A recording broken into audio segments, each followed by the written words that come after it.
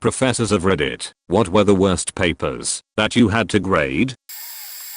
Writing professor here. I have a couple pretty good ones. Student 1, I had a student who was doing pretty poorly in my class. He just wasn't showing up and wasn't doing the work. I asked him to come to my office one day and told him that it wasn't mathematically possible to pass the class anymore. He said okay, but that he wanted to stay in the class so he'd be better next time around.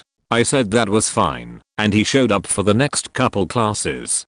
For the final paper, I was having them analyze a pop culture text. Basically, they had to break down and explain a movie, an album, a TV show, or something like that. This student handed me an album review cut and pasted directly from Rolling Stone's website. Not a single word was even changed. So I asked him to come to my office again after class. I told him that not only did I find the original article that this was plagiarized from, but it also would have failed even if I hadn't, because it had nothing to do with the assignment. I told him that now his F was an XF, failure for academic dishonesty. He started crying and told me he was just trying to impress me. Student 2, one summer, I was teaching a bridge course that was for new college freshmen who the university had deemed at risk for failing out. Usually people who either just barely met the requirements for entry, were first generation students, or both. Most of the students were awesome. They really wanted to prove something, and were hard workers. One student was trying pretty hard, but she clearly just wasn't getting it. I kept working with her one-on-one outside of class, and had my tutoring her in the evenings. But we both had the same experience. We'd sit down with her, she'd take notes and even write up parts of a paper, and then she'd turn in something totally different, and way worse. This had been going on all semester, so she was doing really poorly in the class. She had to get an A on the final paper just to scrape by. So both my TA and I were on her to make sure this final paper was an A. Same problem. We'd work with her, she'd get there, and then she'd turn in something totally different. Point, she handed in a first draft that was completely unrelated to the assignment I had given. The assignment was to analyze an advertisement for the methods it was using to influence people, but she handed in a paper all about Gwen Stefani. Stephanie was in the ad, but the student never got around to actually saying anything about the ad itself. I told her she'd have to completely rework her paper. She said okay, and she worked with both the TA and me one-on-one for the next week to get things in order. She left my office the day before the paper was due with a pretty good draft, not an A, but close enough that I could call it an A. She said she'd tweak it a little and then hand it in. Point, but what do I get the next day? The first draft with one paragraph from the new draft she wrote in my office, and one paragraph plagiarized from someplace online. The new paragraphs were just dropped in there. I wrote her an email explaining the situation and told her she had failed. Her email back to me, and I quote, "Are you fucking kidding me? Nothing else." I honestly have no idea what she was thinking, but goddamn, I tried really hard to help her succeed. Edit, formatting. TA chiming in here. I'd had for those pointless orientation courses people had to take their first semester in undergrad. That class was set up to be an easy A, to give them confidence and introduce them to how things work at the college, grading, policy, and how to just survive undergrad. Students were given simple assignments like a 2-page autobiography and 1-page reflections on the topics we were discussing in class for their autobiography. I had one student give me something that was barely a half page of incoherent rabble. Some typos were so bad it looked like they typed by smashing their face into the keyboard. Another student turned in a reflection paper that was supposed to be on a current political issue either nationally or globally. The paper was instead on their favorite sport, which they misspelled. I had another student that decided to not turn in any of the papers he had to do until the day after the semester ended. I looked at only one of those papers. It looked like he threw words on the page an hour before he sent them to me. That paper along with the rest of them immediately went into the trash. The bright notice that I didn't have the student that tried to plagiarize their own autobiography. It's never a good idea to copy paste the opening paragraph of a professional athlete's Wikipedia page and act like it's your own life story. Edit, for grammar and clarity, since a few people are asking and commenting on the amount of work in this class. There wasn't that much. It met for 1 hour, once a week. There were 6 one-page reflections, the 2-page autobiography, an open note quiz on academic integrity, and a 10-minute group presentation they had over a month to prepare for. All papers were double-spaced too. That's about 250 to 300 words per page. Every assignment they had they got at least 2-week notice for and repeatedly reminded about. Yes, the class was, and still is, pretty pointless. There's usually a dumb theme. Most of us don't want to teach it either, and it's nearly impossible to fail. It's meant to be a quick introduction to how college teachers grade and teach, and what students are expected to do. This happened while I was in grad school studying architecture. I was there to sit on a panel and review some of the undergraduate students' work. The way architecture works is that there are very few exams or papers, and instead they are graded, based on one very large project, that the students pin up on a wall at the end of the year. They give a presentation, and defend their work, while the panel gives criticism points. So myself, and the rest of the panel, were reviewing the undergrad projects. When we got to this one particular student, there was barely any work put up on his wall, only a few badly done paintings and a few plans that were completely incoherent. My general rule for crits is to be as gentle and nice as possible when it comes to giving negative feedback. However, I could not think of a way to say anything nice. Luckily I didn't have to speak up. A professor on the panel just sighed loudly and said to the student, "Take this off the wall. It doesn't deserve to be up here. Your work is a disgrace and you will never be an architect." He failed the student right then and there, in front of everyone, and made the student take his work off of the wall and out of the gallery. Architecture school is a lot of work. The students drive themselves mad with the amount of time and research they do when preparing a project. The lack of effort put forth by that particular student was embarrassing, and was frankly an insult to his peers. He thought that his work was passable, and it was definitely not. TLDR. Student presented terrible incoherent work at final review for architecture. His professor failed him and made him take his work off the wall in front of his whole class and told him he would never be an architect. I teach a course on law, society, and technology to software engineers. Students are assigned an essay where they have to write about how new technology has interacted with law or society, with the idea being to try to take a technology and think about how the specific technical details have had an impact in a balanced way. I'll let students choose topics, and as a result I get some really interesting ones, like talking about how social media led to the Arab Spring, but also eventually proved inadequate to support it because of the relative lack of security on those platforms, or how peer-to-peer technology has affected copyright law. On the other hand, I've had to grade several papers. Paper written on Gamagat. One stands out because it talked about the problems feminism and SJWs were causing for the development of new technology and science in general. The student suggested that scientific progress can only be made by men because women can't do maths. Source: YouTube. That the entire independent gaming industry was controlled by feminists who had used their wiles, not joking, that's the term, to infiltrate the controlling roles in the industry. Source: YouTube. And that feminism has killed more people than communism. Source: YouTube. In fact, all the sources were YouTube.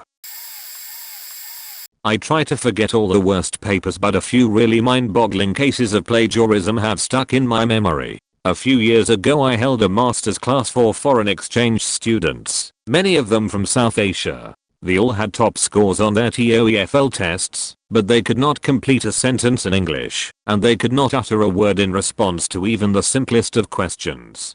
They were clearly not used to be asked questions in any language, as they were perplexed by the whole situation. The course papers that they handed in were obviously not written by them, and they clearly had nothing whatsoever to do with the topic of the course, organizational theory. It was UN white papers, a few journal articles and the odd popular science piece. What surprised me the most was their reaction when I, naturally, failed them. They were shocked and outraged. They explained that this was how they always write papers, and they had in their mind fulfilled the requirements of the class. They had showed up to most lectures, although often late. They had been sitting in silence, not understanding a word of what was being said, and that was apparently what was usually required of them to get a good grade. I do not think they were really bad in a malicious way. They were genuinely surprised that they had not done well. It wasn't so much one paper, but a series of them. I taught a class that was basically career development for students who were undeclared/undecided majors, and included 6 papers and 2 personal presentations, which satisfied a writing requirement that all students needed. These were not true research papers, merely 4 to 5-page papers on personal exploration which anyone could bullshit. I knew it, and they knew it. All you had to do was follow the rubric and show that you could write coherent sentences.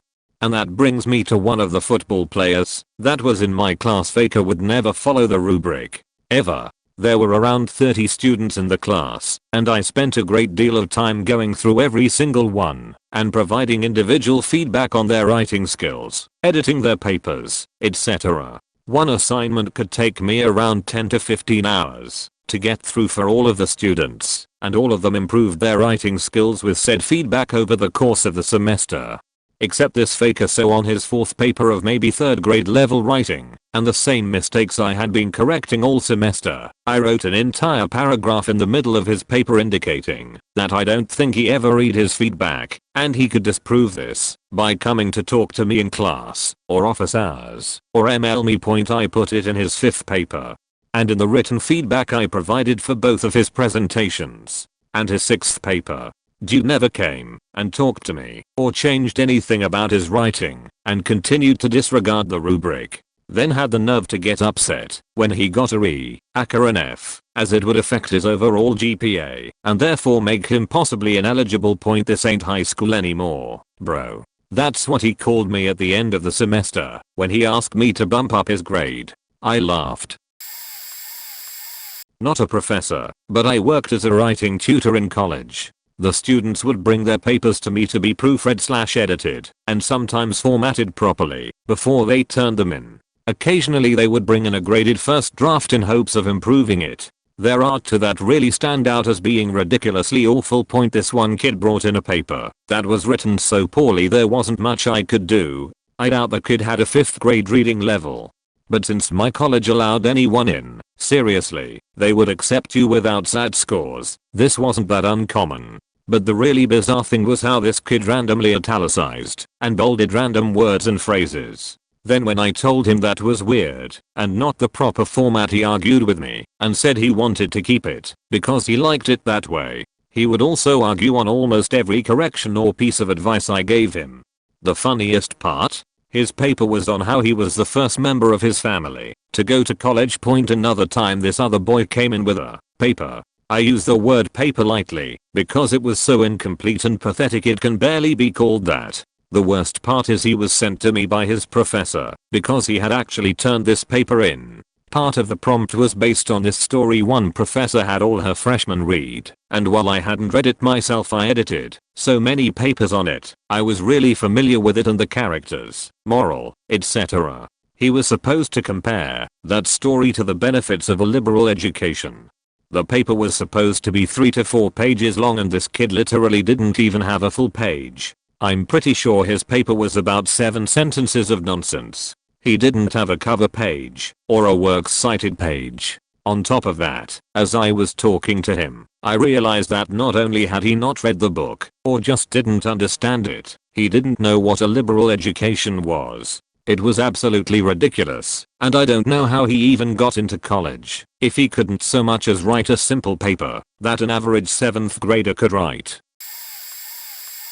Prof here. My favorite paper wasn't necessarily the worst, it was just the most baffling. My students had to write an essay on whether graffiti had to be vandalism to be an art form. Needless to say, this is a somewhat difficult concept for some students, especially those with an ESL background. One such young woman didn't quite understand what I was going for and sat with me during office hours.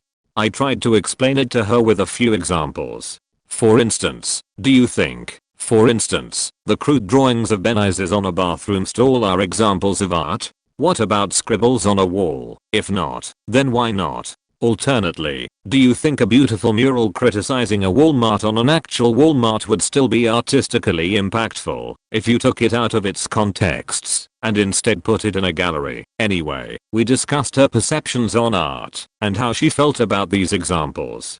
She left feeling much more focused, and I felt good to have helped. 2 weeks later I get a copy of her essay. It was titled Urbanizes Art. The essay was a very well researched and in-depth analysis of business art throughout history. There were pictures and a whole historical analysis about corks and balls as depicted in artwork. Her search history is still no doubt eroding her computer from within. There was nothing related to the original question, but the essay was so odd and so out of nowhere and brought me so much joy that I passed it.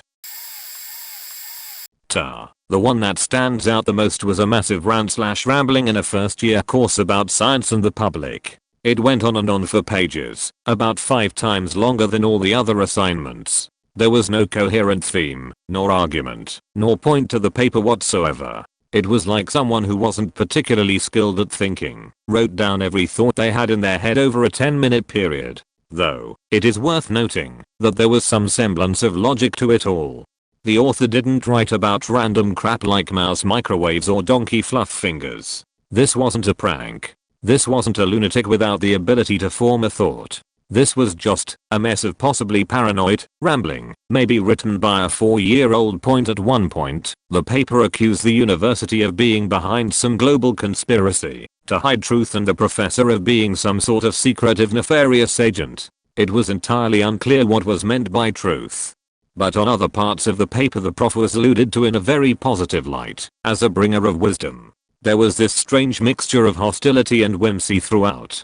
There were some rough ideas for new inventions. The author would present some idea, like we should have a technology that allows us to fly, and then reflect upon this thought, as if it was something that already existed, like flying shouldn't be so common. A lot of attention was directed toward some sort of teleportation device. The author of this paper seemed to think there was a technology for human teleportation, but also something that could be controlled by the mind. The author had the power to control this teleportation, or possibly it was some nefarious group, maybe aliens, who were using the teleportation technology against the author's will. The author claimed to have teleported several times. Most recently, the author claimed he/she had teleported to a hospital bed. There was also quite a bit about language in the paper, and inventing language. The words he/she uses may not mean things that nobody says true words. It all sounded like Jaden Smith. Best of all, the author did not include or reference even a single source in this simple annotated bibliography assignment. It is surely the worst thing I have ever read multiple times. I passed the students' information along to the prof because some of the content was mildly concerning. Interesting side note, when I was in university I often found the assigned tasks to be boring, so I would amuse myself by making a mockery of them. This led to some hilariously stupid papers and arguments. In our early Christian history course we were assigned a project in which we would watch a movie portraying Jesus and then relate how that movie deviated from the Gospels or something. Anyway, I found this work to be so menial and stupid that I decided to argue that Jesus Christ Superstar was an exactly historically accurate portrayal of events, and that the historical Jesus could rock the sheet and that 1st century Judea was a musical. I once wrote paper on the plausibility of genetically engineering human woman with multiple breasts for the purpose of wet nursing. I examined the optimum number of breasts to maximize suckling babies without diminishing milk production. I once wrote a paper on the plausibility of shrinking children, Allah honey I shrunk the kids, as this could be an effective means of running a daycare or reducing food costs on struggling families. For a year, seriously, I had movie quotes in almost all of my papers. I had a bet with my housemates that I couldn't include movie quotes in my papers. So, of course, the movie quotes they wanted me to include became more and more outrageous over time. So randomly in a lot of papers you will find some famous line that make absolutely no sense in the paper. I'll be back or Lieutenant Dan. Ice cream. Not even remotely a professor, and not entirely related to the question. But it's been a long night standing watch and I have a funny story to share. I moved to the States from Russia when I was 13. Didn't speak any English when I moved. Needless to say the first year in high school was a bit rough. Well, my school required taking a foreign language every year, and, luckily for me, they taught Russian. So, my freshman year I was in the advanced junior class. All I did was basically help the teacher grade papers and such. There are endless examples of funny shit I had to figure out in their essays. The first one was a basic paper requiring to describe your hobbies. And it's actually a bit difficult to explain. This kid basically wrote I love to clock dinner man boxes. At first I was clueless. But then slowly pieced it together. Just a lazy way to use an English to Russian dictionary. A watch that you wear on your wrist and watch as in watch a movie are two different, unrelated words in Russian. And the word for clock and watch is the same. Dinnerman. Seems like he looked up super, but skipped a bit to far to supper. So, Superman. Boxes? Took me a second. But carton is in Russian, a box. So, once again he didn't quite reach cartoons, and was satisfied with cartons. Anyways, reading all this back sounds underwhelming now. I'm just gonna go watch some Superman cartoons edit. Words. I was a tar in college, and while none of the assignments I had to grade were particularly egregious, there was one story that one of my tar friends told me that really stuck out. He was a tar for a large lecture course that served as an introduction to engineering. Useful if you knew you wanted to engineer, but not what kind, or if you were looking for engineering organizations to join. They were a big intro class, so they used automatic cheating detection software. Everyone's papers would come back as a few % plagiarized, which is normal. Things like attributed quotes or restating the prompt would set off the system and quickly be dismissed by the grader. The real issue would be if your paper is like 95% plagiarized, or in this guy's case a perfect 0% plagiarized. That's basically impossible to do, except with an empty document. But this guy had submitted something. The grader opened the document and found that it was full of typed paragraphs that were on topic. He went to select some text to check it and found that it wouldn't select. The student had copied a large section of work off of a website and pasted into Word. Then they had taken a screenshot and pasted that into another document that they submitted. It was especially bad because this was a paper on ethics. They didn't pass. I've been teaching composition in second for almost 12 years. The worst paper I read was from a kid that wore a tail around campus and acted intellectually superior in class. He would scoff every time another student would ask a question, regardless of the question's value. The paper's subject was open. It could be whatever you wanted, as long as it had a theme and direction. The student told me in his paper about how he liked to make others uncomfortable in public by licking various objects. Chairs, walls, books, etc. He protested when I failed the paper. He complained to the dean of our department. I had to go see her, and after I told her what was going on, she gave me a hand job, and I came on her legs while she sucked on a dildo she keeps in the second drawer of her desk. That student really thought he was something. Perhaps he was compensating for insecurity, but there are certainly better ways than trying to be a smartass in the final paper of composition class. He passed with a B overall. Not a professor, but worked in a writing workshop in university, where we would critique each other's work in class. I had this same old lady named Joy, the kind of overweight 60-year-old ball of fury who wears cat sweaters, sweatpants, and a fanny pack daily in my workshop. And Joy, bless her aged and dying heart, wrote a play about Johannes Kepler. For those who don't know, as I once did not, Kepler was a German math guy / astronomer in the 17th century who talked about planetary movement a lot.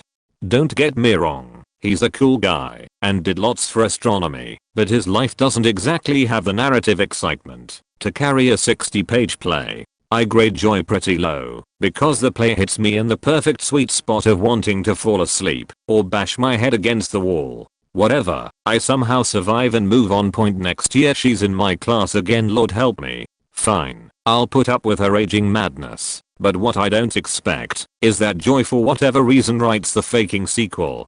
Kepler Part 2, Electric Boogaloo. I bomb it again, and pray to God that my classmates' thoughts are in line with mine with time, and that Joy will learn from the experience and broaden her literary horizons. Third and final year, and surprise surprise there's faking Joy with her god damn fanny pack, and surprise surprise I get mother faking Kepler. Third, Revenge of the Sith. At this point I've realized I don't understand what appeals to playwrights, but apparently 3-hour trilogies about German mathematicians/astronomers is a good place to start. I had a first year theology course as a theology grad student. The prof had vision problems, so over the course of the year I got to mark 4 classes worth of midterm and final papers. One of the pre-approved topics was the plagues of Egypt, and how the narrative showed Moses/God establishing dominance over the various major gods of the Egyptian pantheon. Not a really solid interpretation, but it gave the kids something to go with, I guess.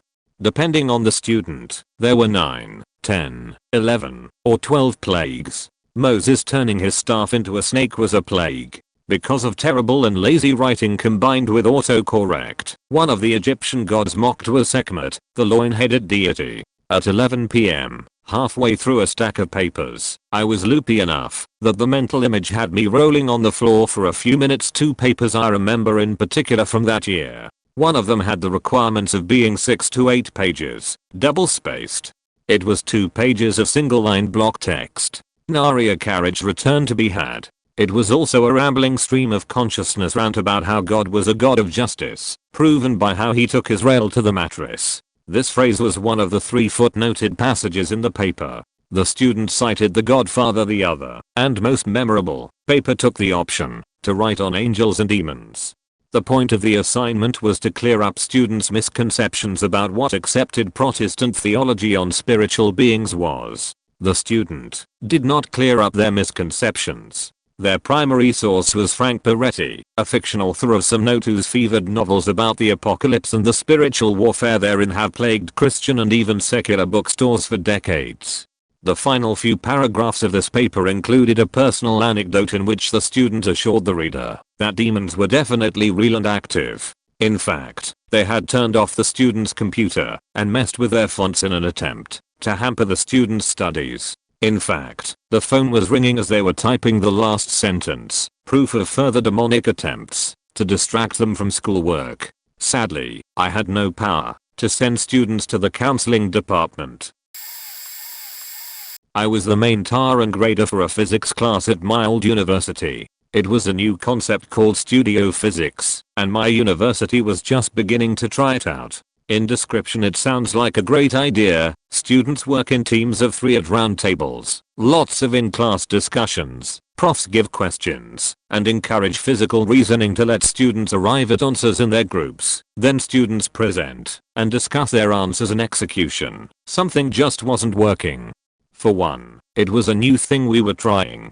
The profs were still learning how to do it. For 2, it was a new thing we were trying, and the students didn't know what to do. They wanted lectures and notes and things explicitly spelled out for them. For 3, these were engineering students. This wasn't physics for poets, as we call it, but full-on, calculus-based physics for the purpose of building bridges and cars anyway. I had to grade the tests, and it took me days. Solid days.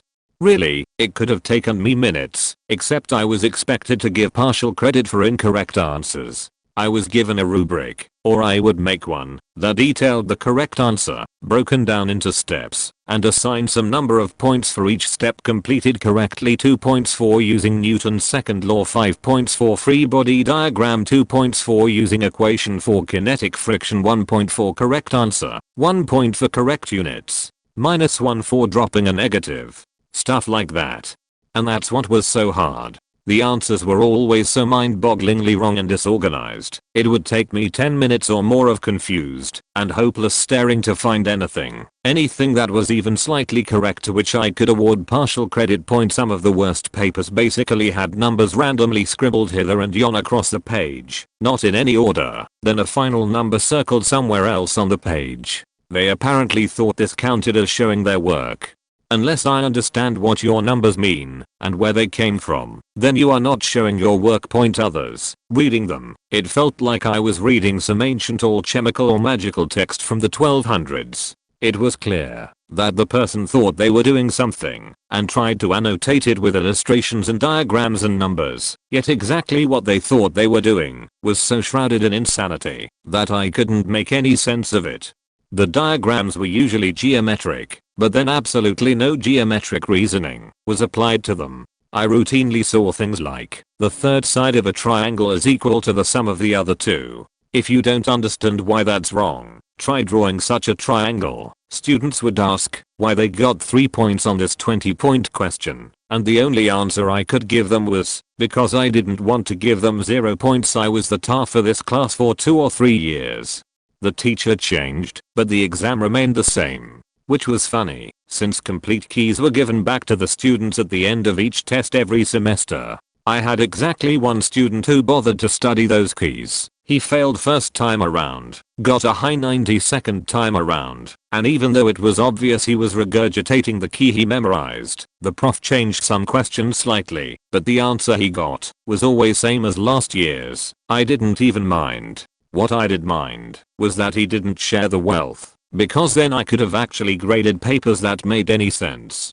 Every now and then there was a question that was completely correct, or even mostly correct, and I was so happy. I'd even overlook drop negatives or missing units in my glee to see one person in all the class who knew what they were doing. Every now and then I'd also see a completely blank page, and I was still happy because now I didn't have to trudge through the mystical nonsense they vomited on the page in hopes of any little bit of it being slightly correct enough for 4 pity points. Really hated grading for that class. Really hope the university has figured out how to teach it better.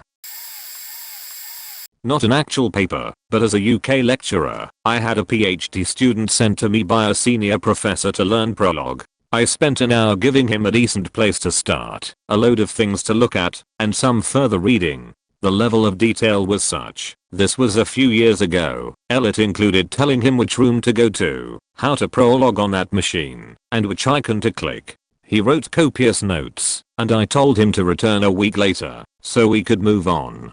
He returned a week later, with the following question: what's an icon? We gave up soon after that point. The same student once phoned me up to tell me that he wanted to buy my car. My car was not for sale, which I told him. He assured me it was, and that he had driven it at the weekend. I assured him he had the wrong spud father, but he then insisted on telling me how he had met my wife. I was single, kids, and child free, and wanted the car. The only way I could convince him he had the wrong spud father was by putting him on hold and calling a few other similarly named spud fathers to find which one was selling their car. I assigned an essay for the final where students could choose from 3 different prompts. They had to read one of 3 essays from our text and then respond to a prompt using that essay and some of their own research to support their argument point. A student started out fine enough. The prompts allowed the students to relate something from their personal life to an academic argument. The prompt was something like, what role has gender played in your life, and how does that relate to its role in society? A student wrote about the way his father modeled gender for him. I read the first page, and it was fine in terms of grammar and clarity, but he hadn't supported his argument with anything yet. I turned the page, and instead of continuing the paper he just wrote a poem about his father, and how much he loved his father. It wasn't even a well-written poem. Basically he just wrote, I love you dad, I faking love you over and over again, sometimes in lowercase, sometimes all caps.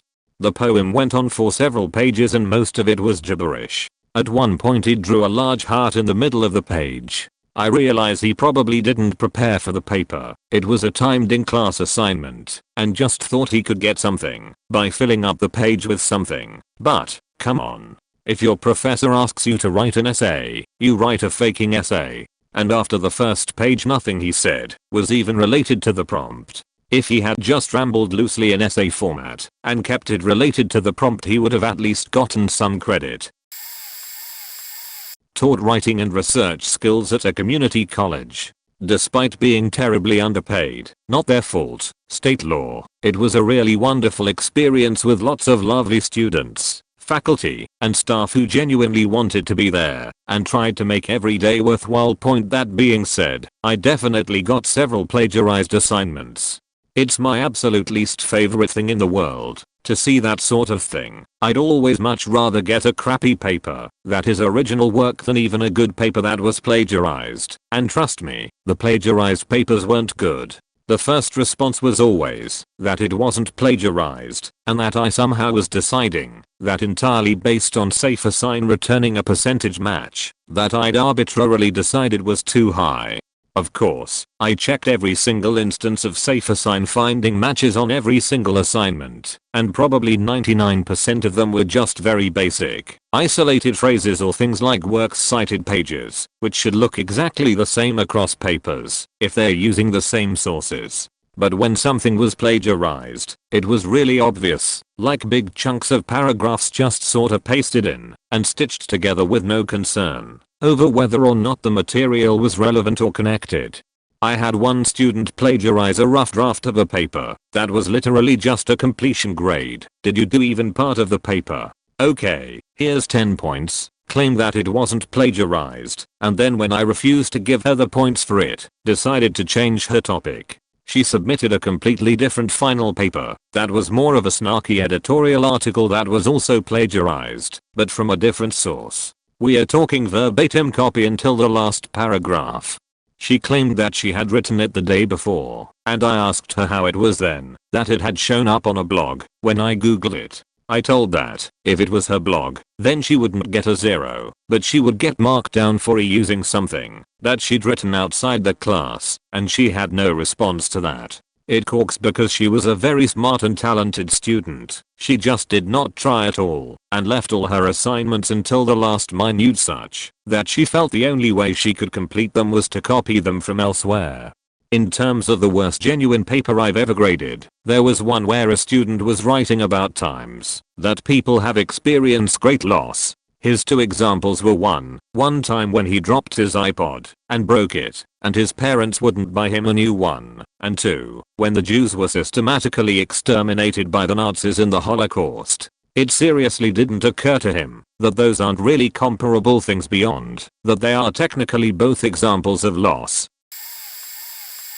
Student here. It was the end of my senior year, and I was more or less on cruise control. With all my final exams and major projects out of the way, I was set to graduate on time pending a few elective credits to punch through. One day after finishing my last exam that really mattered, a vagabond who was a frequent at our house offered to smoke me up. I obliged, but before I did I made sure I set up one last final online quiz I needed to take. The class was mindless, and I forget what it was for, but it involved reading PowerPoints, answering multiple choice, true or false, and some written answers. The only catch is once you've submitted your answer you can't go back and change it. During which I became incredibly high and lost track of what I was doing or writing. I left to get a glass of water and submitted whatever I wrote. When I returned, I panicked and went back to read what I wrote, and I was horrified. I sent a profuse amount of emails to the professor begging to allow me to explain. I corked up the courage to go to her office hours and confront her. Turns out the teaching assistant is the one that grades the questions, and she instructed her to simply drop the question. Dodged a bullet with that 1 point, Inga. I teach a freshman chemical course and frequently refer to my students as entering 13th grade when they first get to me. The way I see it, most of my job is to break them of the stupid high school habits that will destroy them in college or grad school. It constantly amazes me how many people turn in the same type of verbose bullshit that they might write for a high school English class. You can't bullshit your way through a conceptual question about thermodynamics. Writing more words isn't going to help. If you don't know the answer, just write what you do know and move on. But what's even worse is the students who try to bullshit answers involving calculations and numbers. I once had a pair of students who would submit homeworks that had the correct answers, but the methods for arriving at those correct answers involved picking random numbers out of thin air and blindly deriving and adding in random units until they got the right answer. It was obvious that they were just copying the answers from a solution manual and then trying to bullshit the question. I was always torn between feeling mildly insulted and feeling sympathetic when a student turns something in like that. On the one hand, I know what it's like to flounder on an answer. On the other hand, come on, do you think I don't grade this stuff? Also, if any of my students are reading this, label your goddamn graphs and put units on the axis. Seriously, that's like the most important thing in chemistry, that and the ideal gas law. Teaching music fortunately means I don't have many papers to grade. There are always awful tests where some students, let's be honest, it's always my tubers, need help figuring out which finger combinations they need for even the very first note. But those aren't funny stories. This comes from my time as a TA. This was a college math course designed for people who operate water treatment plants. The test, fractions, as in 75% as 3/4 elementary school sheet. And yet, 50% of the class was failing. That's one half, just in case any of those students are reading. Kevin was one such student. The students had been informed for weeks that there would be no calculators on the test, and they received a reminder as the test was being passed out. Kevin spent 3 hours on the test. It was only a 2-hour class. Kevin, 3/2 is 150%, just in case you're reading.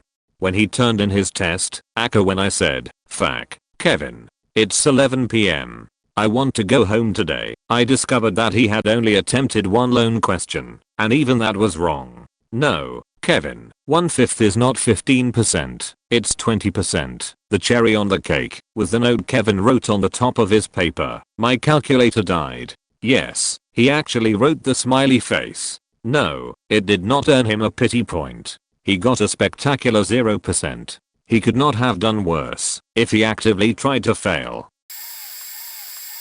Don't know if this fits in here, but all of the class periods for my freshman English class plagiarized their final essay. There was a handful of students. Like 5 actually did the assignment, including me, because they had the idea of what are they gonna do, fail us or lol. Our teacher was a veteran at not taking sheet from anyone and graded the papers as is. All of these kids got big fat F's, phone calls to parents, and not to mention this also gets seen when applying to colleges.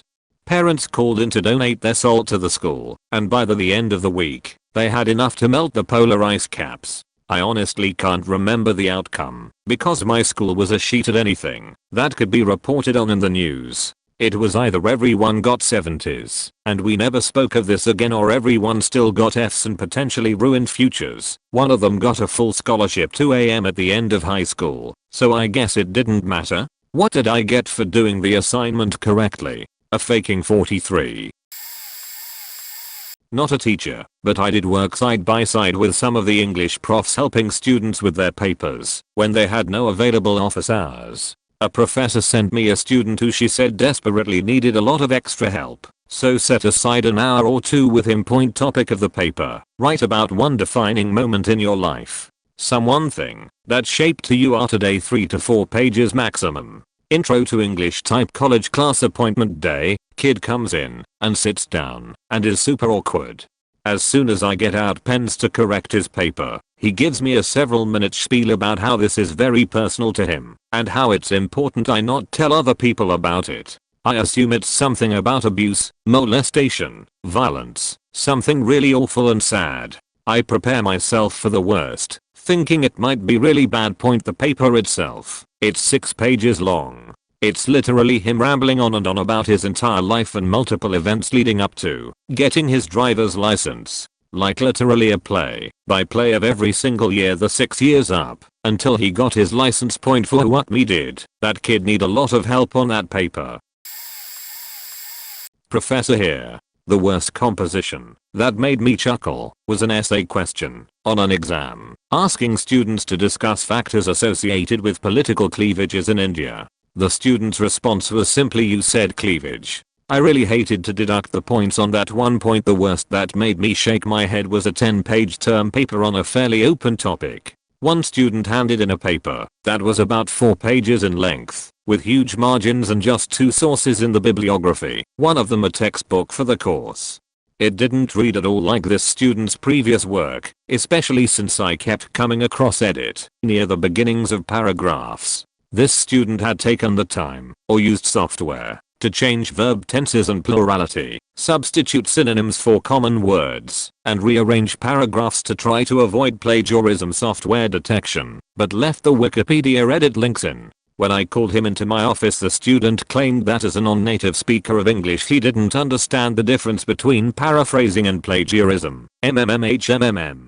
I reported it to the Academic Integrity Board, who gave him the benefit of the doubt and ruled that he should have an opportunity to rewrite the paper and turn it in before the end of the grading period for a reduced grade. Never mind the fact that, even if it weren't plagiarized, the Wikipedia article he submitted for the assignment would have earned very close to 0 points.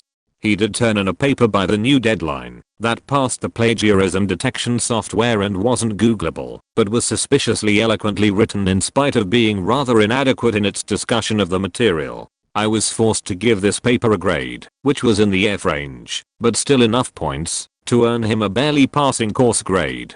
I still resent how the review board handled it. This student's dishonesty earned him several extra days to write the paper compared to honest peers, allowed him to eke out a barely passing course grade, and set him free to, no doubt, continue a more sophisticated approach to plagiarism in future courses. Needless to say, my standard course policies have been updated to include more explicit and severe consequences for plagiarism and more info about how to be academically honest. And thankfully I've also moved to a university that is frankly less desperate for international tuition dollars and seems to take academic integrity more seriously. Student here. I had a course called User Interface Design in college that I was excited to attend. The teacher was famous for not handing back papers, so you never knew what your grade was till the end of the course. Turns out he had a lack of professionalism too, and on the third class said, "Fuck it, Google it, user interfaces are all the same, let's learn Python instead." This was 2001, so Python was a bigger deal apparently. I was pretty upset. The course being delivered was not the course advertised. However, my uber geek peers were thrilled to no end about Python, and if I reported him, I'd make a lot of enemies. I already wasn't very popular, so I gave up. They ended up creating a minimalist thermostat or something.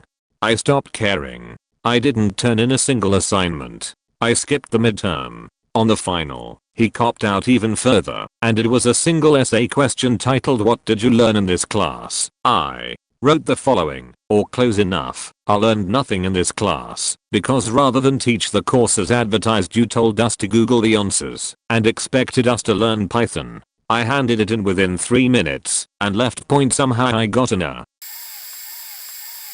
For CS here. We didn't have essays, but I was grading for a class in MASM for third year students. MASM, for those who don't know what it is really the lowest level of code humans write. It's difficult to understand compared to modern languages, but gives you full control of the hardware. One of the students was very clearly barking up the wrong tree for major choice. He was famous for plagiarizing his homework with random code from Stack Overflow, but the professors never cared. This kid was dumb as a dork knob. I'm sure he was only at the university because his parents told him he had to go. When it came time for the final project, a topic chosen by the students, the professor split grading duties between the two of us. I got this kid's project. He said he made Space Invaders, which is a pretty ambitious project for assembly language. His code did not compile. If you're wondering why, it's because he hadn't written a single line of MASM. He had used C++, Java, Python, PHP, HTML, and XML in the same code files. He would add a comment in his code describing what the code was doing, and the best one I found was one above XML, saying it was responsible for handling pixel collision detection. It made absolutely no sense at all. On top of that, literally every snippet of code I searched for came from Stack Overflow. He didn't even change any variable names. The professor was nice to a fault, but when I brought it to her attention, she failed him in the class, turned him in for plagiarism, and he was promptly kicked out of the school. I can flip this around in 2 different examples. Essentially my worst experience is writing papers. I absolutely do not remember what the book was. I think I was in middle or high school, American grades 7 to 12, and I got the book report back from grading. Right off the bat I notice that the first paragraph is heavily marked, wherein I wrote a synopsis of the story. It is marked as plagiarized. I complain to the teacher and receive an incredulous response to the effect of, "Are you kidding? This is on the back of the book." I looked at the back, and while it wasn't 100% word for word, I did basically rephrase the synopsis on the back of the book. Whoops, catcher in the rye, senior year of high school. I did not like this book, and since the teacher didn't necessarily say that our position of the book had to be negative or positive, they did give us specific criteria to write about, and it was evident throughout our reading that they were a fan of the book, or selling a regardless.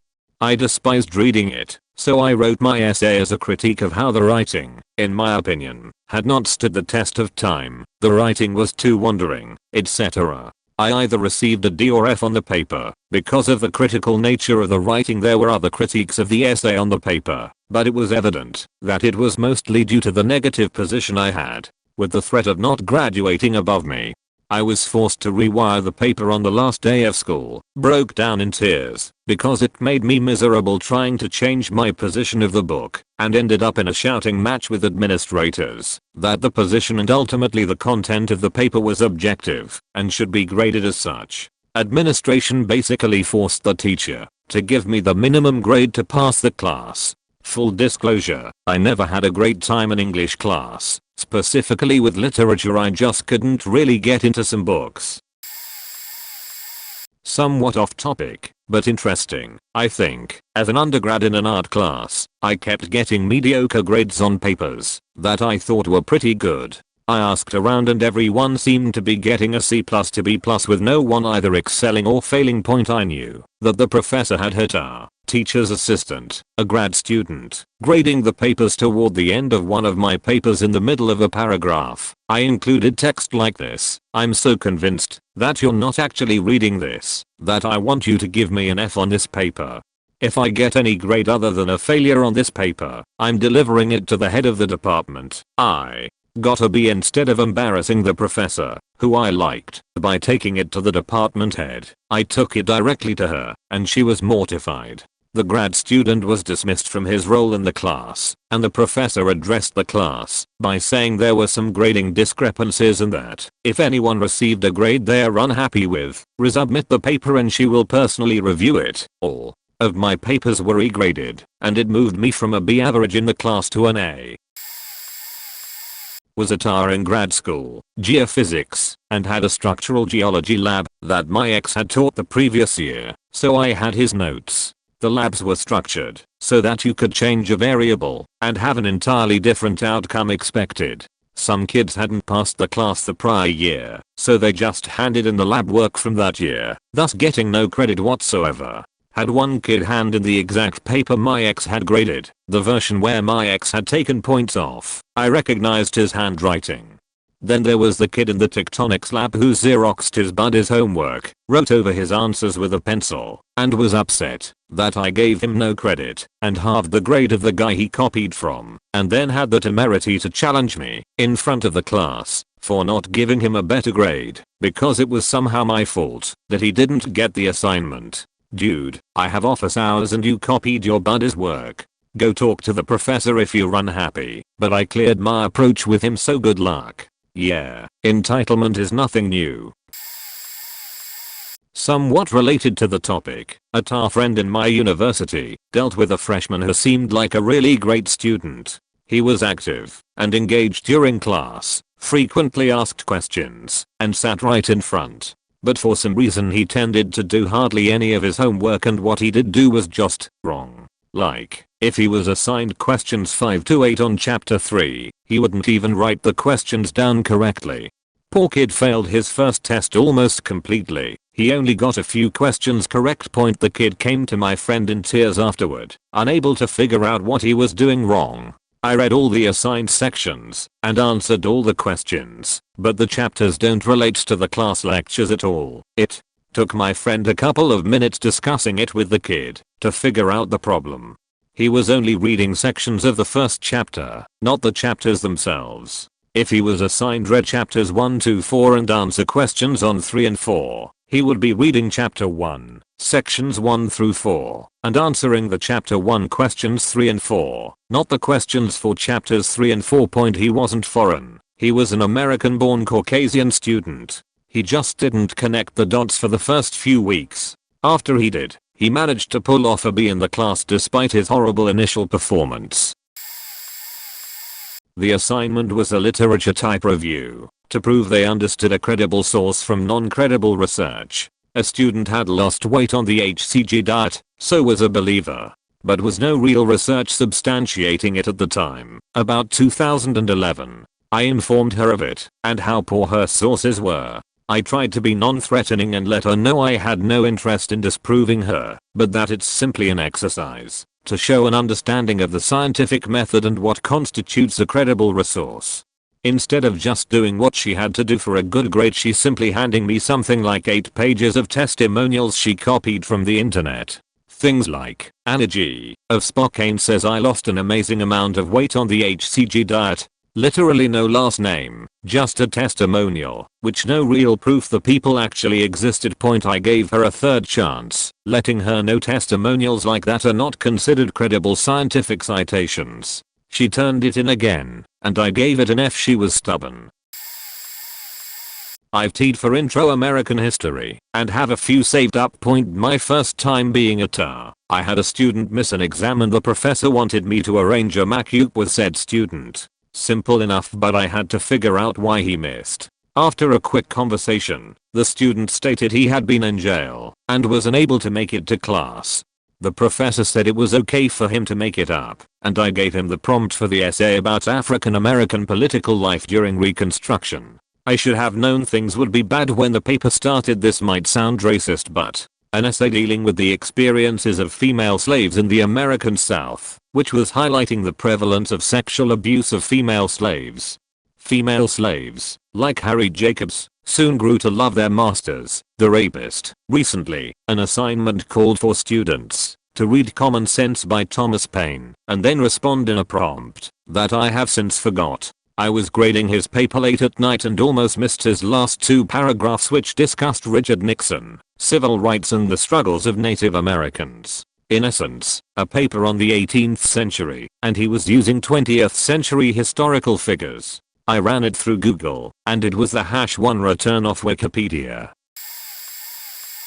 There was a legendary failure in my university's Paleontology program. The second year dinosaurs class was actually more of a fun elective, so Paleontology and other science students only took it if they had a free slot for an easy A, and arts students typically had no trouble either despite lacking a science background. The assignment was to write a 2-page paper on your favorite dinosaur. A student handed in a 1-page paper titled, Dimetrodon, Out of the Water and Ready for Action. So here's what was wrong with that point: the paper was half the length it was supposed to be, even when a 2-page, very forgiving assignment should be a breeze for a second-year university student. Dimetrodon is a genus containing a dozen or so species, and the paper didn't specify which one it referred to. That would be like writing a paper about Canis without specifying whether you meant domesticated dogs, wolves, coyotes, or jackals. Dimetrodon did not come out of the water. It was a terrestrial animal. Best of all, Dimetrodon was not even a dinosaur. It was a synapsid that lived tens of millions of years before the dinosaurs. Even so much as a glance at the Wikipedia page would have confirmed this. In my elective business module at university, my group had to write a report about why a company of our choice should win a sustainability award. We met up, and our minds were all blank. We set up a Google Doc Word document so that we could all write and edit at the same time. It just became filled with inappropriate things. It all got deleted apart from one thing. We gave up, and one group member, the same whose idea it was to use Google Docs, told the rest of us he'd do it all overnight. So in the morning he said that he'd done it, but wouldn't be turning up for the tutorial when our lecture would go over it, because he had been up all night. Me and one other person from my group turned up that morning. We opened up our Google document and there was an empty document apart from the words grommet cheese, which I had wrote the day before when we had been writing junk. We just stared at it a while, laughed, and the lecturer read it aloud. Me and the other person of our 6-man group that turned up complained to the one that said he'd do it all. He then told us he had handwritten it. After we had humiliated ourselves, our group got a B+ in the end. This was a paper a girl left up on a computer in high school that I saved. Pain and how it hurts. What exactly makes people feel pain, and how do they know they're feeling it? Because there are people who enjoy pain, so if they enjoy it, is it still pain? When people have a feeling they don't like, and it doesn't feel good, it's often known as pain. Most people classify pain in 3 ways: small, medium, and a lot of pain. The first type of pain is small, and not so noticeable. It's the kind of pain when you prick your finger, and it startles you, because you weren't expecting it. After a few minutes of holding your finger and watching little droplets of blood come out of your finger, you just simply wash it off and continue what you were doing. Within moments a scab forms, and that's the last of it, because it doesn't hurt and is too small to be noticed. The second type of pain falls in the middle of the scale. It's the kind of pain where you slice your finger and it stings pretty badly. A couple minutes after washing your cut, the pain goes away. You think that your cut is done and over with, but little did you know that as soon as you do the dishes, the pain will reappear. You will soon forget about it, but it will hurt sporadically until it completely heals. The third kind of pain is the type that hurts a lot. It is the pain when you break your finger. It hurts really badly when it happens. When this happens, you may find yourself screaming a few words you didn't even know you knew. The pain and agony goes away after 1 or 2 Vicodins. Once the drugs wear off, you normally go to sleep because you are too drowsy to stay awake. After a few days or weeks of this routine, the pain goes away and your break is finally heals in the end. No matter what kind of pain it is, it all hurts. Whether it's a small or large uncomfortable feeling, it's all pain. Everyone feels pain, large or small, and we have learned to live with it. For a programming assessment, a student submitted a complex piece of code, a type of neural network, in which every variable and function was named after a character in Harry Potter, in the style of, it was borderline unreadable, and unsurprisingly barely worked. I could barely keep track of the convoluted logic, no idea how he managed to even produce something partially working. When asked, he said he didn't think I'd actually look at the code, only read the paper that accompanied it. Harry Potter variable names were in code snippets, and that probably the funniest, however, was a student who went through an entire paper about remote services, web services, WCF etc., and managed to mistake the word consumed for consummated. A colleague actually came to check on me, having heard me laughing through the door at the phrase "a service must first be located before it can be consummated." We have a departmental shared database of some of the funniest shit that's been put in front of us over the years. I taught freshman English for a few years, and one of my students' papers still lives in infamy in the department. I had a cohort of early childhood education majors, so 15 nearly identical 18-year-old girls who best related to children. This was a freshman course, so process was everything. Students had to turn in proposals, annotated bibs, 2 drafts, and a final paper. One student submitted a proposal about how porn is bad. The proposal sounded like she was going to talk about objectification in porn, so I greenlit the paper. I got her annotated bib, and it was already a mess. She used church websites and a book review as her sources. Her focus had changed from porn as a subject to how evil porn is, and the effect is, has men. I commented back that this was a pretty significant change in focus and googled all of her sources, as they were incorrectly cited. She spelled a lot of names wrong. It took a while, but I finally found them. The book review that she cited was highly critical of a book that talked about the evils of porn. The review essentially mocked this topic the student was about to write about. I provided a few new sources for her to look at and encouraged her to change her focus, or at least find actually reliable sources. Come time for the first draft, she submits a paper about how evil porn is and the effect it has on middle-aged fathers. She specifically focused on how porn gives these fathers an unrealistic expectation of sex, makes the abusive, and makes them cheaters. At this point we had a conference.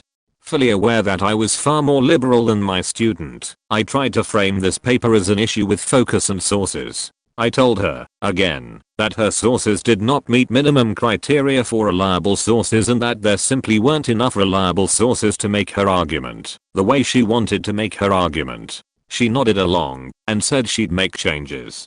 Second draft, literally no different with a few more paragraphs. At this point, I had reached out to my colleagues and supervisor for advice on how to deal with this situation, particularly given the adult topic. No one really had a good approach, so I winged another conference with the student.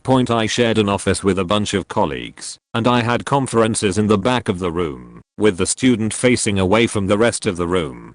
Given that everyone knew the focus of this conference, about 5 of my colleagues were sitting at the front of the room watching as I had to ask a student if she had ever watched porn. Further, I had to tell her that her paper made it seem like her parents had divorced because her dad watched Born, because it was so firmly focused on middle-aged fathers to the snickers of my colleagues. I had to tell this student that, if she did not make significant changes, she would fail the paper and likely the class. I helped her figure out a game plan, as much as I could point come the final paper. It was faking unchanged. I failed her and she had to retake the class.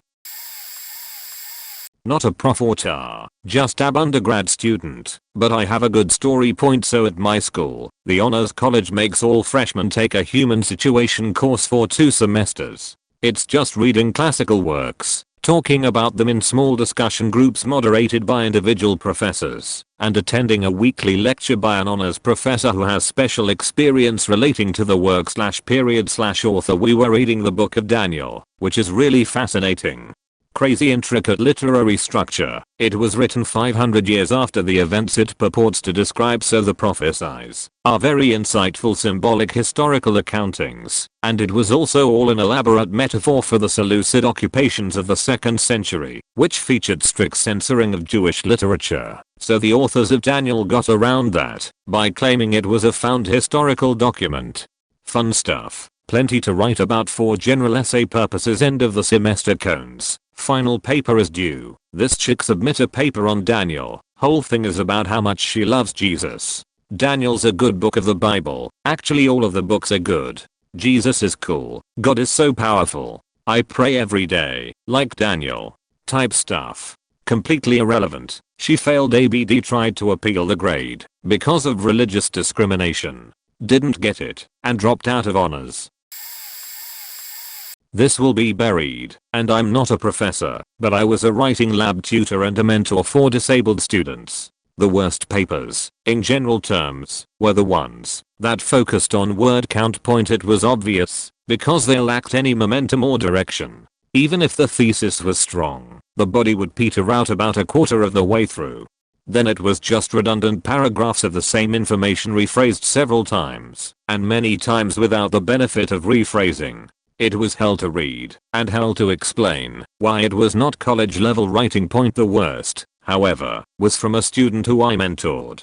She would hand me 1 page of free association, and expect me to turn it into a college essay. Of course, she was expected to do the work point. It would take me days of pestering to get this initial draft, and then she would stop returning my calls. I would ask her when the due date was, and offer times to meet regularly until the day it was due. She would then meet with me once, spend the entire time arguing why it was an acceptable draft, and ask me to edit it for her. She was a senior. This went on the whole semester. She would refuse to work with me. I would edit for spelling and punctuation, and then just give her back the 1 page of nonsense to hand in. She graduated with her class too. I teach adult students, and they must pass an English class before getting into my program classes, so you would accept semi-decent writing skills, but every year there is at least 1 paper that is difficult to get through / grade. 1 year a student turned in a paper, printed in color, with all content copied and spliced. Not a single sentence was an original thought, from Wikipedia and other online non-peer-reviewed sources, and all the links were printed in blue. Usually it is formatting and grammar issues. Like this year a student used the word testes instead of tests, so throughout her paper a certain disease can be detected with diagnostic tests such as blood and stool tests. Good for a chuckle, but sad you cannot read your own paper before turning it in. Unless it was to test me to see if I read the entire paper. I'm one of those teachers that reads all papers, no matter how difficult it is to get through them.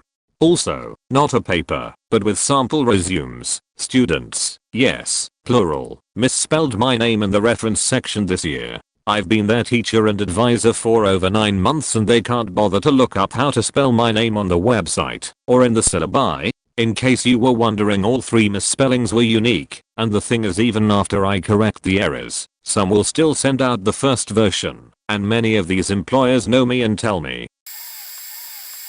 Bota here. It's hard to believe sometimes that some of your students are adults. I'm not sure how some of these people function in real life. Sometimes student #1. Older, male, late 40s. We had about 10 labs, I guess. He missed a lot of labs, I'd say at least half, but I like to cut my students a break when I can. I told him that if he could go through the lab book, read the labs, and complete the missing 5 labs, I'd just go ahead and give him credit for the missing labs. He went through and completed the ones he attended. When I asked him if they looked familiar, because he had already completed those, all I got was a blank stare. Student 2. Very easy homework that involved cutting out the human chromosomes and arranging them by size. That was just one part of the project. You would not believe how many students handed in chromosomes all kinds of out of order. Literally, arranged by size. Like, just by looking at it. I can't point at it. Forgot one that was gold. We were doing a DNA fingerprinting project. One group handed in a scenario for their project that included a girl hooking up at a party and she wasn't sure who her baby daddy was. The scenario was fine, but I told them to cut down on the slang and pretend that their tar was 90. I did tar for one semester in college because the professor asked me after I completed the course in spring. It was a writing intensive 300 level course that counted for a CS credits. It was honestly the biggest BS class I had ever taken. We went in, and he talked about technology and ethics. There was one group presentation and 2 essays, one of which I accidentally handed in late and the professor said, "Oh, no problem at all. Just send it now." And still got an A. The topic for the first essay was 6 pages, and about some recent technology that had come out in the past year, and its effect on society. A lot of people actually put some effort into this, and wrote about some unique stuff, but the one that stood out was about a game, which the professor was W/E on, because I remember glancing down, and seeing that the font changed, after about 2 pages and there being the manuscript word highlight. It was honestly one of the saddest things to see in a class where the teacher honestly didn't care about grades and you just needed to reach the page limit to get an A on the assignment. I saw my worst while teaching modern African history. Students didn't do any reading, barely came to class, and wrote a paper on the prompt at the time of independence. Was the effect of colonialism a net positive or negative for group of case regions and social classes? Instead of writing in a nuanced and critical manner about variations as most students did, they instead spouted off a version of the curse of Ham and the Hamitic hypothesis, the idea that all civilization came from elsewhere via an ancient race of Caucasoids called Hamites, and also that black people all came from Ham and were cursed by God, which are different and technically not compatible. This was deployed to defend colonialism morally and effectively argue for racial inferiority, both points that weren't even relevant to the topic. The only citation was the Bible. I was aghast and reported the case to the department for advice as I was only a 1-year replacement at the time at a rich kid's small liberal arts college, but they basically threw up their hands. Fortunately, by ignoring the assigned reading and failing to address the points in the question, it was an easy one to fail on simple merits, and the student failed the course quite readily. I wanted to write excoriating comments, but held myself back to dealing with substance and method. I came to find later that this was the student's way of trying to set up a grievance on the basis of religious persecution, to browbeat faculty into a passing grade through provocation. They'd done it successfully before, because they knew the college would do nothing, and their fellow students would never find out, unless the faculty member wanted to face action under FERPA. It's easily the worst, in intent and substance, that I ever graded. But as far as I know, the failing grade stood. Edit. Fixed some wording, broke up paragraph, blah blah. Actual professor here. Several years ago I was a grad student and would literally teach anything for money, so I was teaching introduction to computing classes at a business college. We had a writing across the curriculum initiative, so students had to write a 2-page paper as part of the course. One student pulled the topic burning a video from Windows Movie Maker to DVD. At the time, years ago, remember, there was not a direct route in the software. To do this it was a giant pain in the butt, so he had to do some research about how to do it and write out directions and tips for classmates. He turned in a paper that just did not make sense. It was not about the topic he was assigned to write about. He searched for movie making and found a rubric from another university for an actual film editing project and threw words from it into his paper haphazardly. He referred to Windows throughout the paper as fast widows. Every sentence read something like music is another way of bring entertainment to your viewing purpose. In many opinion the music brings the drama and the love in a curtain scene when talking about adding audio to your video, which again wasn't the damn topic point. It turns out he was struggling with addiction, and we helped him get into rehab, and he returned, and was a much better student. He was a native speaker. Just to be clear however, that will hopefully forever be the worst paper I ever received, though I got one that was really close this summer term. Sigh. Writing this as a horrible little brother which now regrets his deeds. Several years ago around in 1989 I came home from school and my Amiga 500 was turned on. On it was a long text written. Obviously some kind of schoolwork. Someone had written. Point on the keyboard to the Amiga was a written note saying, "Dear little brother, I wrote my nursing school assignment on your computer. Hope it was okay. I don't know how to save this text or print it. Can you please print and save this before you turn off the computer? Hugs and kisses big sister." I turned off the computer and said no to myself. This would probably have been forgotten, and I would probably laugh about it with my sister over a glass of wine now. But she died in a car accident 2 years after this. She eventually became a nurse, went for a around the world trip, but died in a car accident on her way to the airport at New Year's Day. So I pulled out this note by chance a couple of years ago and read through it, realized I never had the chance to ask for forgiveness for my deed, and cried like a baby. And matter of fact writing this isn't done either without shedding some tears. TLDR. So sometimes the reason to why a paper isn't turned in could be a horrible selfish little brother. I teach college freshmen, adjunct, at an art school, and I ask students to write a short 1-2 PG paper on a digital artist of their choice. It's school policy that students have to write something for all their classes. One paper is always about a traditional artist instead of a digital 1.1 paper. A different paper is always suspiciously perfect, but passes inspection. 80% of the papers neglect to mention what tools the artist uses, or what they even like about the artist, or just flat out ignore one of the questions. They also usually ignore the MLA format that I assigned. 5% are fine. Minor errors or grammar problems. Probably put images in the text though. Need to learn how to articulate. 10% are barely readable. Like I can see that they picked an artist, but I can glean no information from their paper, except maybe the artist's name. Also they attach huge images or no images at all. No sources, no nothing. Another 5% just don't even turn it in at all, because it's only worth 5% of their final grade. Usually they fail. I was also cursed with peer reviewing some students' final thesis papers my final year of school. After 4 years, some of them had still learned nothing, and were trying to bullshit their way through a 15-20 page paper about what their work was about. We had written 4 papers to supplement our final thesis previously, and these people had just literally copied and pasted them together, so it was an incoherent mess. I couldn't tell what any of their work was about, or anything about them, except how poor of a writer they were after 4 years of college and a 6-month writing workshop designed specifically to write this paper.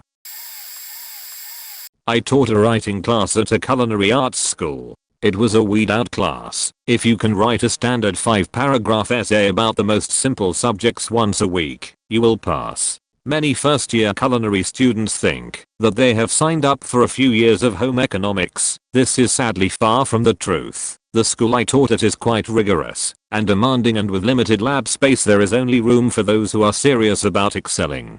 The students' ages were pretty diverse, from fresh high school grads to people pushing 60, a pretty eclectic mix. Most were younger people, 18 to 29.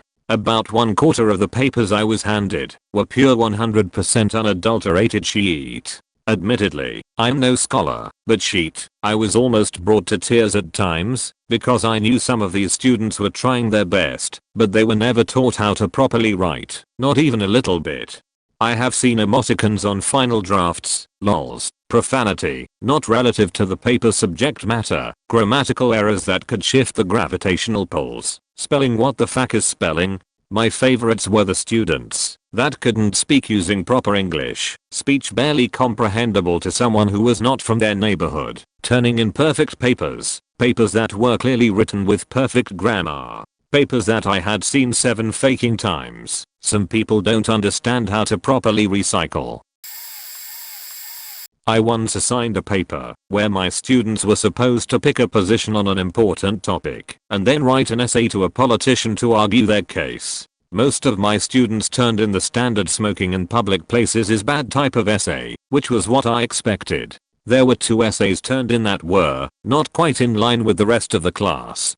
One girl decided to write a non-addressed essay about how much she hates speed cameras, and how speed cameras are bad, and how they are unconstitutional, and how she doesn't get her due process, because a camera can't defend itself in court, and if she wants to go 60 miles per hour in a 30 miles per hour zone it's her constitutional right to do it. It read kind of like a drunken rant, and just kept getting crazier the further in we got. The much more surprising essay was from a girl who addressed her concerns to Sarah Palin. She was advocating for teenage pregnancy. It was obviously a very important issue to her, and she felt that Sarah Palin was the best person to write to because Sarah Palin had had a teenage pregnancy and she would understand, because being teenage pregnant while she ran for the presidency of the United States gave her the perfect perspective. Yeah. This was in a college level class specifically geared towards people who wanted to be K-12 teachers. I'll interpret worst here in 2 ways. I had a student in one of my composition courses turn in for his annotated bibliography assignment, normally one of the least stressful assignments in said course, a collection of abstracts copy-pasted from the articles they accompanied. However, the author then swapped around the citations for each article, so abstract A was provided under citation D, and abstract B was provided under citation A, and abstract C was under citation E, and so on. The author cried in my office when I told him he failed the assignment. Naturally, he had no explanation for what he turned in. Every now and then, I teach summer sections of composition, and usually the second half of a course sequence. These can be hard, because they are condensed into much shorter periods of time than are really useful, for instance, 4 weeks instead of 15, and they are generally populated by either 1. Incoming students who want to try and get the composition requirement taken care of before the full semester begins, or 2. Students who failed composition in a previous semester and are trying to graduate on time. I once had a student who was part of group 1 turn in a technically plagiarized paper, but I knew it wasn't intentional because I'd been working closely with him throughout our short semester. We simply didn't have time for this student, who could have benefited from the first half of the sequence, even though he'd placed into the second half, to learn how to engage and synthesize academic writing effectively. If he'd been in a full semester version of the course, things likely would have clicked. But I was obligated to report his plagiarism to the Office of Student Conduct/Integrity, although I was able to include a note that I felt this was unintentional, rather than malicious, activity. What made this even worse was that the student was a student athlete, but because this was the summer before his first real semester he had not yet been set up with a tutor/liaison to help him navigate the realities of college level education, and it was also clear that he hadn't gotten much useful research writing related instruction at the high school level.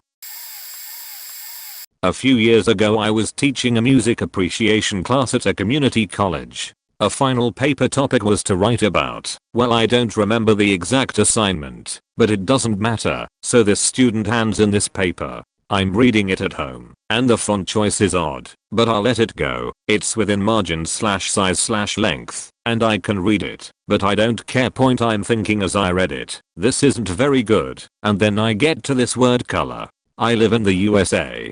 This is not how we spell this word here. The student is American. So yeah, I find a few other times where an OU word is used, so I decide to Google a sentence from the paper 100% word for word lifted off of a web page dedicated to the topic. Not proofread at all, the font wasn't changed.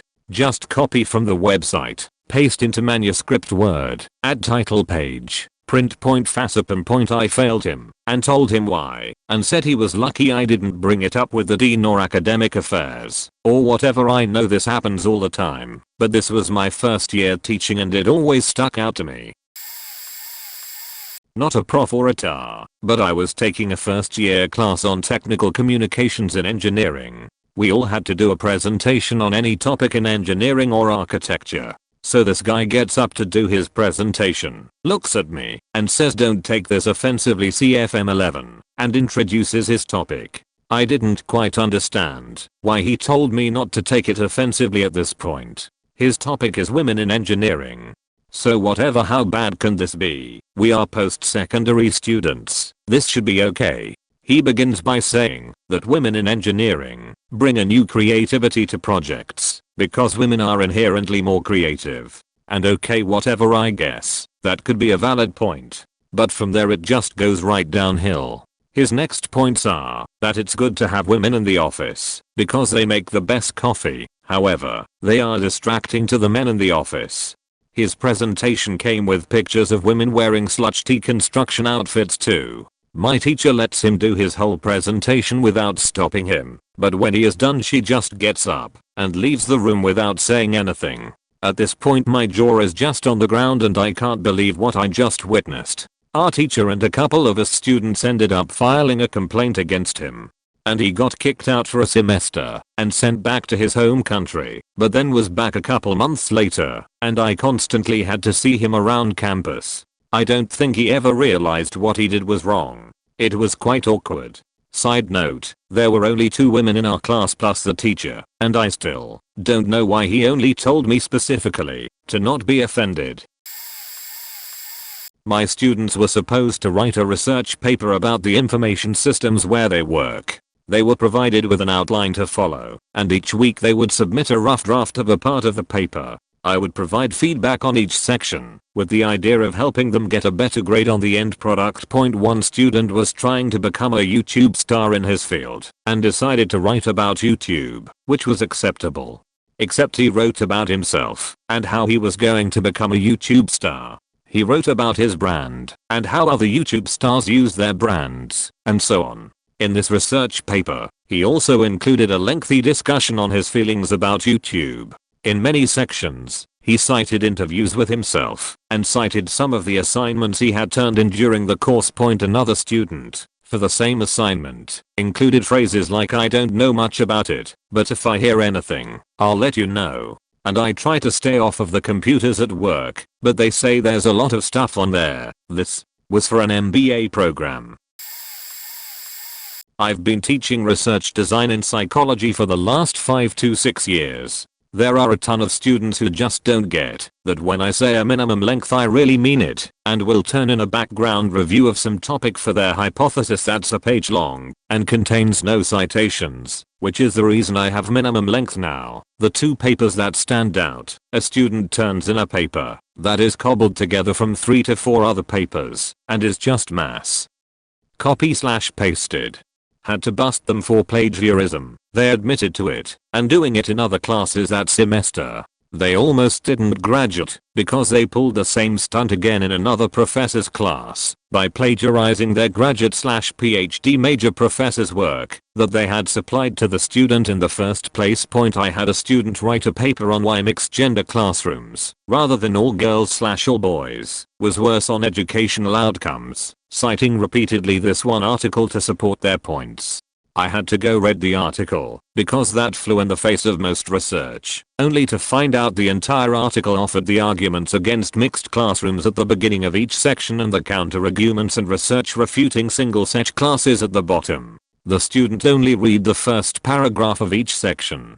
The worst was my first semester teaching, where I had a student write on a complex biological topic with their 3 citations being a Cleanse the Body Cleanse the Mind author who had an epiphany in the woods, some other mass-marketed clinical psychologist's book, and Power Words by Tony Robbins. I actually didn't know how to respond to it, and found enough required suitable citations for the student doing a Wikipedia search for something I didn't understand from their paper. Not a prof, but a student here, which has had close to finishing my Master of Science, to do a lot of group work as computer scientists are supposed to work in groups. So I had to take some voluntary classes as they are required. Reasonable. Anyone can basically join, and we had to do a group paper. Easy topic, and I have done stuff like that way too often. Several group projects, bachelor thesis, publish scientific paper. The group, however, consisted of 3 freshmen, or whatever it's called in America, and Master of Science student like me, and me. We exchanged contact details and set up the first date. One freshwoman actually, didn't come and never responded to any messages or whatsoever. Next 4 dates she attended a single time and then didn't say a word, but basically just stared at her smartphone. Anyway, as I was pretty experienced in such projects, I basically lead the group and assign tasks.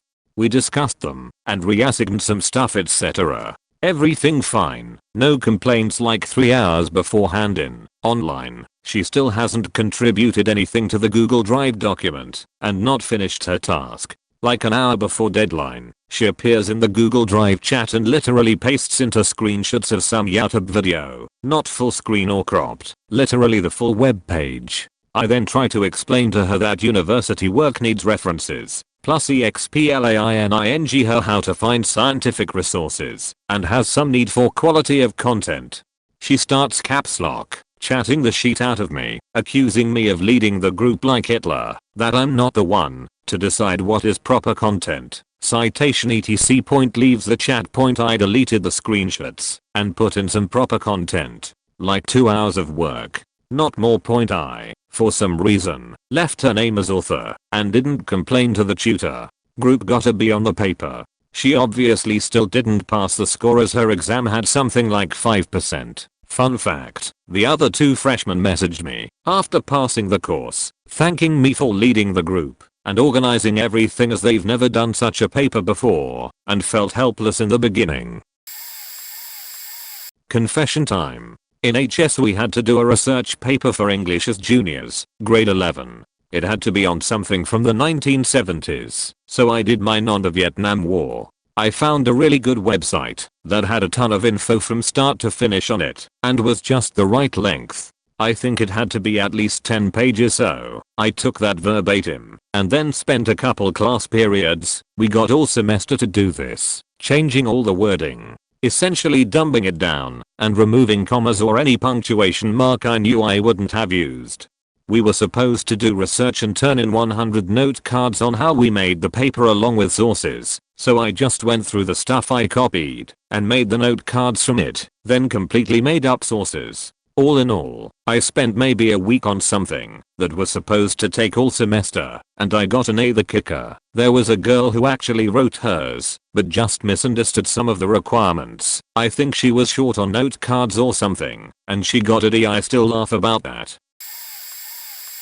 Student teacher here. I taught an intro class in the steam plant at our school.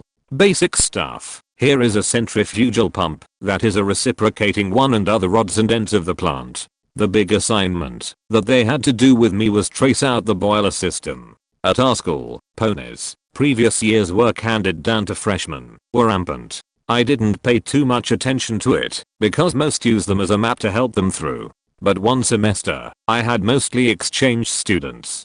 Some I knew definitely did their own tracing because of the way things were drawn. But the majority had the same exact tracing. I could place them on top of each other and see one drawing. However, that wasn't the worst part. The tracing they copied were old, at least by 5 years. How do I know that? Because aside from them all looking exactly the same, they all had the same systems that have been removed due to renovations. I brought it up with the professor in charge, and if I recall, nothing major happened.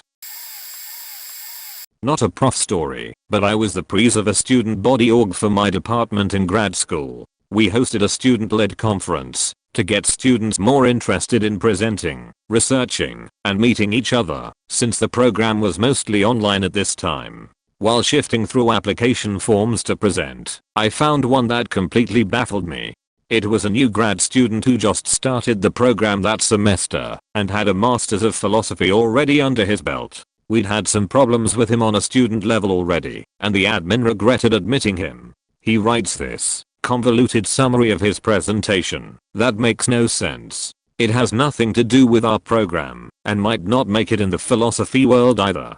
I sent to another board member, and she also has no idea what he's trying to say. After repeated attempts of contacting him for clarity, He ignores us, and we don't allow him to present. After I graduated, someone made the mistake of allowing him to present at the conference. We gave people 10 to 15 minutes tops, and from what I heard, he went nearly an hour and someone almost dragged him off stage while still talking.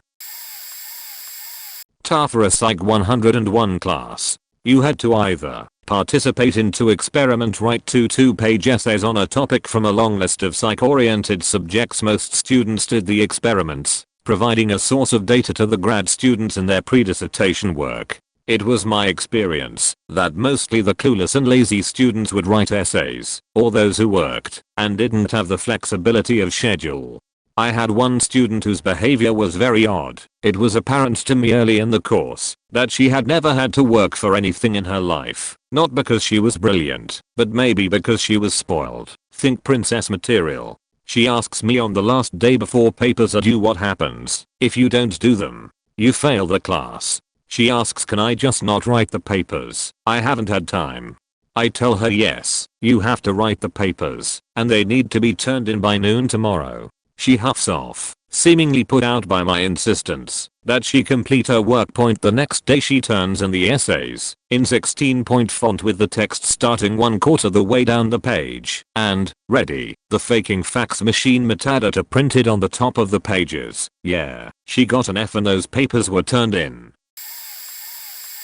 The worst paper I graded was from an ARAP student in first year composition. I've seen several partially and wholly plagiarized papers in my time. And then there are students who just aren't prepared for college writing, sometimes because their homes don't privilege or focus on print literacy. Sometimes it's cultural differences in language use. Sometimes they can write a good narrative, but don't understand the conventions of academic genres. This A student had impeccable grammar, punctuation, organization, and transitions, and this student felt confident it was an A paper. What they didn't have was the ability to respond to the assignment and reach beyond the formulaic 5-paragraph essay that uses a thesis statement simply taken from the sources they agreed with before starting the assignment. I haven't read the other comments here, but I'm hoping there's no shaming happening. Student writers are students, and even the 1s that appear to be strong writers may not yet be strong thinkers. That's what college is for. I'm not a professor, but I was a grader for a professor in graduate school. Yes, the professor did not grade his class's papers. I did. The final paper was a product design and proposal. Groups of 3 graduate students worked on this paper to turn in as part of their final grades. Most were of professional quality, neatly formatted, and read pretty well, even if their products were pure BS. I should probably point out the papers were submitted electronically, and the same program was used to grade it. It also gave percentage of originality. Low percentage meant high percentage of originality. Anything above 25% meant some parts were common or perhaps it was slightly copied. I had to grade 12 of these papers and most were pretty good and some were pretty bad. I get to the 8th and right off the bat, I notice a spelling mistake. It happens, no big deal.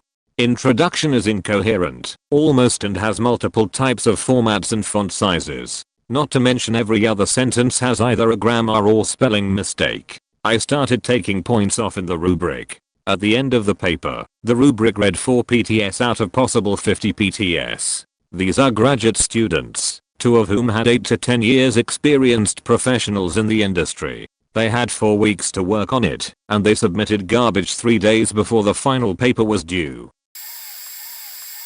I teach various liberal sciences courses, mostly in anthro, psych, and communication. They are liberal sciences because we are, generally speaking, a tech school. I was teaching an anthropology course and going through a section on incest, how it is necessary in some endogenous societies, and only up until recently has it been frowned upon, etc. Read up on the subject, rather than the cultural bad-dogging, and stating that you're going to grow an extra toe or something. Educate yourselves in a hoe. Incest has been used in recent years to dissuade the transmission of AIDS. The idea is that many people know who has it in their family and who doesn't. This is information that can be generally trusted, and so it has been encouraged to look within your extended families for partners. Without social/ethical weight, this has been a remarkable success in limiting the spread of AIDS in rural communities with limited access to healthcare. One of my students wrote an actual full-length essay on how incest created AIDS. What? No. Not a professor, but I've done some tutoring, got AA in BO/English emphasis. The worst I saw, though, was when I was a member of the writers club in community college. Really, we were for writing enthusiasts, but always around finals or midterms people would come by and try to get us to help with their papers, as clubs were required to give help to any student who asked and wasn't behaving inappropriately. Those who weren't ESL were always the most cliched, and this is incredibly judgmental but true, douchey sports enthusiasts, girls with bleached hair and Uggs. The college had a free writing help center, but I think they felt embarrassed to go there, like it was for people who cared too much about their grades, so they'd come to us to try and get their work done. The papers were faking incomprehensible. It was like reading stuff from r/subreddit simulator, I'm not even joking. Sentences that went nowhere and made no sense, run-on sentences, or the usual perversion of your/your, and their/their/there. One that sticks with me was a paper on Banksy. The girl was clearly American English as her first language, but apparently had never heard of pronouns before. A sentence that sticks with me is, Banksy is a graffiti from UK. Banksy's art has politic, so people in England don't like Banksy. I thought she was pulling a fast one, but she honestly seemed to need the help. I suggested replacing some of the uses of the name Banksy with he or the artist, and she was surprised and thankful. Like many people who came to us, she was part of Running Start, which is a program in my area, which is supposed to allow you to earn high school and college credits at the same time, ostensibly to start college early. But only tuition is paid, no books or other fees, so it most often ends up being used as a way for rich people whose kids have failed classes to start college on time. It's pretty bad, because they are often totally unprepared to behave maturely in class or do college level work. Worst exam ever. This was especially true of my entrance examination to Harrow. The headmaster, Dr. Weldon, however, took a broad-minded view of my Latin prose. He showed discernment in judging my general ability. This was the more remarkable, because I was found unable to answer a single question in the Latin paper. I wrote my name at the top of the page. I wrote down the number of the question I. After much reflection I put a bracket round it, thus I. But thereafter I could not think of anything connected with it that was either relevant or true. Incidentally, there arrived from nowhere in particular a blot and several smudges. I gazed for 2 whole hours at this sad spectacle, and then merciful ushers collected my piece of foolscap with all the others and carried it up to the headmaster's table. It was from these slender indications of scholarship that Dr. Weldon drew the conclusion that I was worthy to pass into Harrow. It is very much to his credit. It showed that he was a man capable of looking beneath the surface of things, a man not dependent upon paper manifestations. I have always had the greatest regard for him.